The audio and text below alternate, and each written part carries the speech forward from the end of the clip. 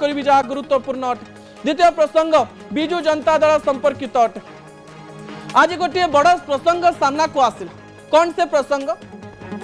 BJD रो सांसद राज्यसभा सांसद देवाशीष सामंतराय गोटे अन्य गोटे गणमाध्यम रे किछि मास पूर्व मासे 1.5 मास पूर्व किछि विस्फोरण कर सारी, किंतु आज सबु गणमाध्यम को बाइट देकरी आज गोटे बड़ विस्फोरण करदेले। कहले जे हाँ श्रीमयी को निर्यातना दिया जाइथिला एवं कहीदेले जे कौन पाई श्रीमयी को निर्यातना दिया जाइथिला।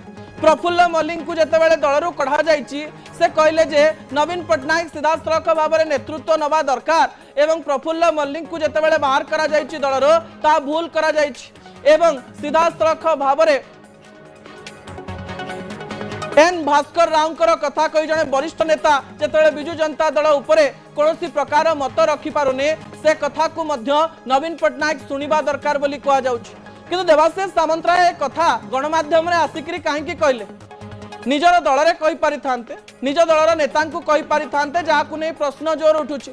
देवाशीष सामंतराय मन रे अनेक गुडी असंतोष रहिछि ता तो जणा थिला, किंतु ए असंतोष रो कारण कोन?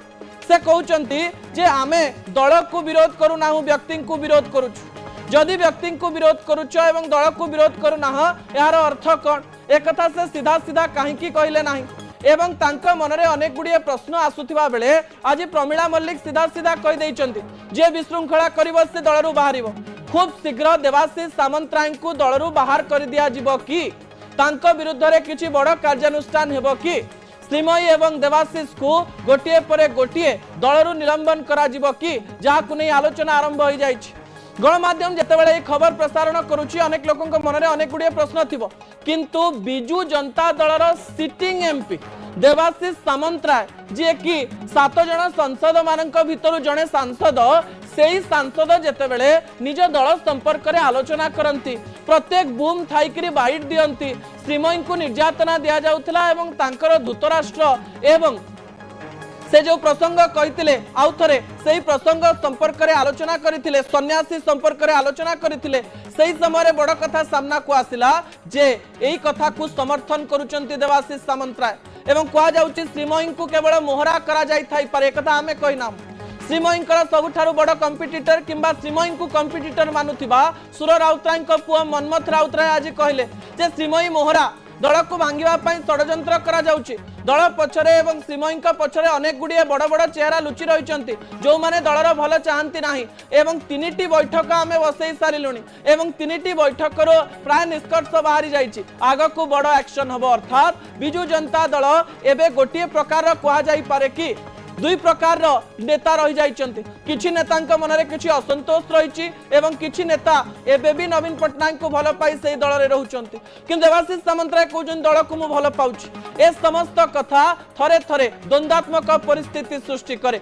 बिजु जनता दलर बड़ नेता नवीन पट्टनायक शीघ्र आसी ए सब कथा स्पष्ट करबा दरकार, कारण राज्य रे विरोधी दलर भूमिका सबुठारु गुरुत्वपूर्ण एवं बिजु जनता दल प्रथम थरक पाई गोटे स्ट्रॉंग विरोधी दल भाव में अच्छी। दल भितर एते गुड़िए असंतोष थिबा समय रे या राज्य पाई भल नुहे बोली अनेक लोक कहबा पाई चेष्टा कलेनी। दर्शक बंधु जहाँ अत्यंत गुरुत्वपूर्ण अटे, आमे आशा करिबु बिजु जनता दल खूब शीघ्र ए सब कथा स्पष्ट करिवो एवं नेता माने जेतेबेले गणमाध्यम रे प्रतिक्रिया देउचंती ए प्रतिक्रिया तो आमर कर्तव्य आमे देखैबार सेइथिपाई आमे देखौछु एवं बिजु जनता दल संपर्क रे जेतेबेले आलोचना करूछु प्रथमे निज नेतांकर मुह गणमाध्यम रे न खोलिबा पाई कहबा पाई बिजु जनता दल नेता माननकु कहबा दरकार। ए प्रकार आशा रखि छोटिया ब्रेक नै जिबी।